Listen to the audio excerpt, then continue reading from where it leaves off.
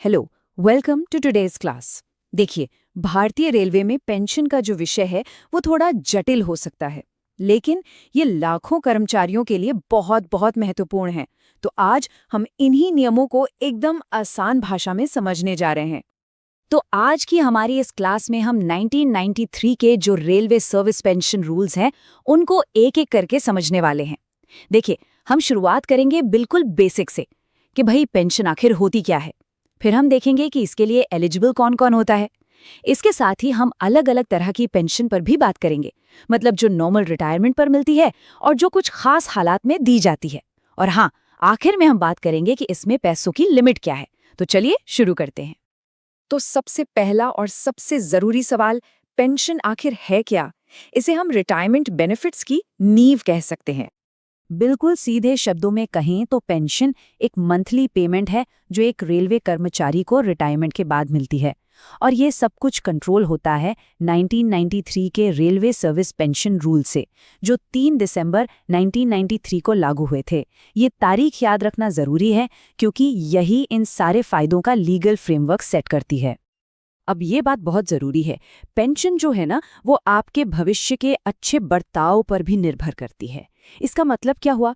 मतलब ये कि अगर कोई पेंशनर किसी गंभीर अपराध या मिसकंडक्ट का दोषी पाया जाता है, तो रेलवे एडमिनिस्ट्रेशन के पास ये अधिकार है कि वो पेंशन रोक दे। हाँ, लेकिन एक बात ध्यान रखने वाली है कि फिर भी एक मिनिमम अमाउंट ज़रूर दिया जाता है, जो एक तरह से सेफ्टी नेट का काम करता है। तो ठीक है, पेंशन मिलती किससे है? चलिए अब एलिजिबिलिटी क्राइटेरिया पर नजर डालते हैं, क्योंकि यही तय करता है कि कौन इन फायदों का हकदार है। देखिए, पेंशन के एलिजिबिलिटी समय के साथ बदली है। जैसा कि इस टाइमलाइन में दिख रहा है, 1957 में इसे सबके लिए अनिवार्य कर दिया गया। और सबसे जरूरी बात, ये रूल्स उन सभी कर्मचारियों पर लागू होते हैं जिनकी नियुक्ति 31 दिसंबर 2003 तक हुई थी। इस तारीख के बाद जो लोग नियुक्त हुए, वो एक अलग यानी नई पेंशन योजना एनपीएस में आते हैं, जो इसे एक बहुत बड़ा कट ऑफ पॉइंट बना देता है। अब इसमें जो सबसे जरूरी नियम है वो ये है, पेंशन के लिए कम से कम 10 साल की क्वालिफाइंग सर्विस पूरी करनी ही होगी। क्वालिफाइंग सर्विस का मतलब है वो सर्विस पीरियड जो पेंशन बेनिफिट्स के लिए गिना जाता है। ये नियम परमानेंट और टेम्पररी दोनों तरह के कर्मचारियों पर लागू होता है, जो इसे एलिजिबिलिटी का बेस बनाता है। तो अब जब हमने एलिजिबिलिटी समझ ली है, तो चलिए अब अलग अलग तरह की पेंशन के बारे में जानते हैं। शुरुआत करते हैं उन पेंशन से जो सर्विस के सामान्य कोर्स में दी जाती हैं। सबसे आम पेंशन है अधिवार्षिकी पेंशन, या जिसे हम सुपरएन्युएशन पेंशन कहते हैं। ये वो पेंशन है जिसके बारे में ज्यादातर लोग रिटायरमेंट के वक्त सोचते हैं। आप 60 साल के हुए, कम से कम 10 साल की सर्विस पूरी की और आपको ये बेनिफिट मिलने लगता है। इसके बाद आती है सेवानिवृत्ति पेंशन। अब ये थोड़ी अलग है क्योंकि ये जल्दी रिटायर होने के मामलों को कवर करती है। कोई कर्मचारी 20 साल की सर्विस के बाद वॉलंटरी रिटायरमेंट ले सकता है, या कुछ मामलों में एडमिनिस्ट्रेशन किसी को 55 साल की उम्र या 30 साल की सर्विस के बाद कंपल्सरी रिटायर कर सकता है। इन दोनों ही सिचुएशन में 3 महीने का नोटिस पीरियड एक अहम हिस्सा होता है। एक और महत्वपूर्ण प्रकार है अशक्तता पेंशन या इनवैलिड पेंशन। ये तब दी जाती है जब कोई कर्मचारी किसी दुर्भाग्यपूर्ण शारीरिक या मानसिक स्थिति के कारण परमानेंटली सर्विस करने में असमर्थ हो जाता है और इसे एक मेडिकल बोर्ड सर्टिफाई करता है। और देखिए, यहाँ डिटेल्स बहुत मायने रखती हैं। इनवैलिड पेंशन से जुड़े जो खास नियम हैं, वो आपको मिलेंगे रेलवे बोर्ड के सर्कुलर RBE नंबर 86/2024 में।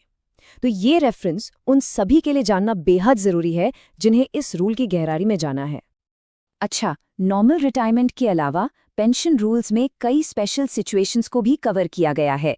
चलिए अब उन बेनिफिट्स पर एक नज़र डालते हैं जो इन यूनिक कंडीशंस में दिए जाते हैं।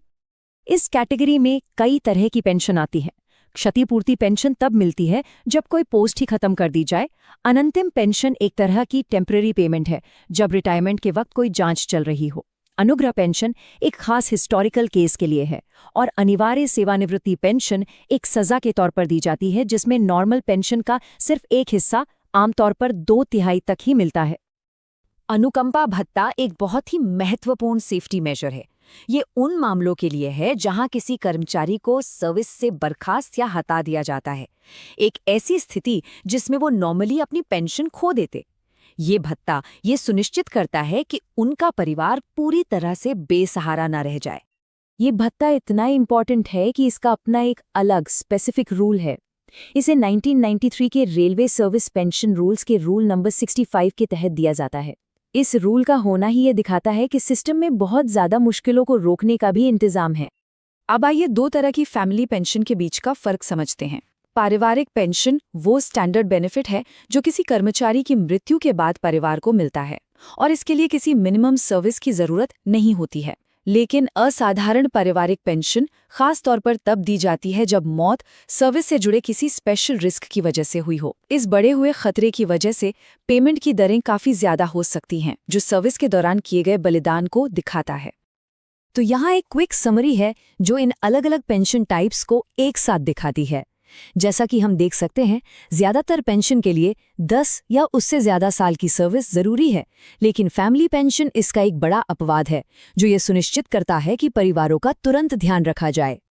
चलिए अब सबसे जरूरी हिस्से पर आते हैं, यानी पैसों की लिमिट क्या है। ये वो मिनिमम और मैक्सिमम अमाउंट हैं जो 7वें वेतन आयोग द्वारा तय किए गए हैं। तो नियमों में एक मिनिमम सेफ्टी नेट और एक मैक्सिमम लिमिट दोनों तय की गई हैं। मिनिमम पेंशन है 9,000 रुपये प्रति माह और इसके साथ महंगाई राहत भी मिलती है, और जो मैक्सिमम पेंशन है वो है 1,25,000 रुपये प्रति माह। तो सवाल ये है कि ये 1,25,000 रुपये की मैक्सिमम लिमिट आती कहाँ से है। तो देखिए, इसकी कैलकुलेशन सरकार में जो हाईएस्ट सैलरी है उसका 50% करके की जाती है, जो कि अभी 2.5 लाख रुपए है।